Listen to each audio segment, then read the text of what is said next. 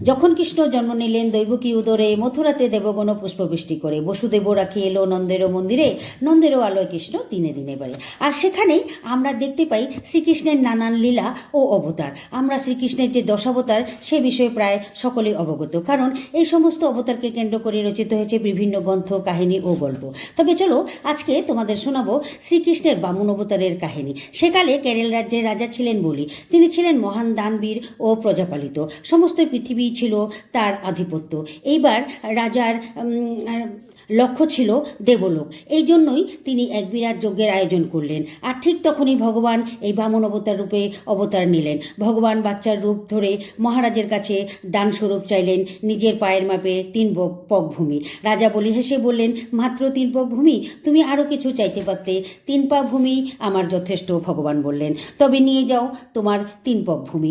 এই বলে রাজা বেশ একটু মনে মনে আনন্দিত পাইলেন।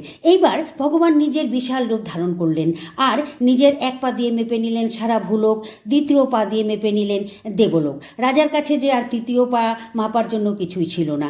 তখন রাজা নিজের মাথা পেতে দিলেন, বললেন, তুমি তোমার 3য় পা হিসাবে আমার মাথায় তোমার পা রাখো।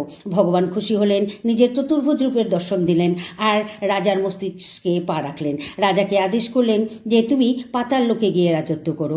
তবে রাজার প্রজারা রাজাকে হারাতে চাইছিলেন না, তাই ভগবান বললেন, ঠিক আছে, তুমি বছরে একবার যে কোনো একদিন আসতে পারবে তোমার প্রজাদের কাছে। তো জনশ্রুতি অনুসারে আজও প্রতি বছর রাজা প্রজাদের মাঝে আসেন, আর সেই দিনটাকেই কেরল রাজ্যের প্রজারা খুব ধুমধাম করে রাজা স্বাগত করে। আর সেই দিনটাকেই কেরল রাজ্যের লোকেরা ওনম হিসাবে পালিত করে। তো ওনম হিসাবে পালিত করলে আমরা জানতে পারলাম।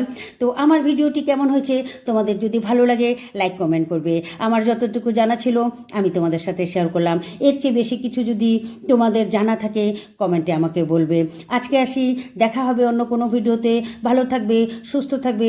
শ্রীকৃষ্ণের আশীর্বাদ যেন আমাদের সকলের উপর সমানভাবে থাকে। সবাই মেলার ভিডিও সরাসরি দিল, আমি একটু অন্যরকমভাবে দিলাম।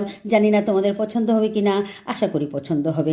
যদি ভালো লাগে লাইক কমেন্ট করবে, একটু বেশি ভালো লাগলে শেয়ার করে দিও। আজকে আসি, টাটা, বাই বাই।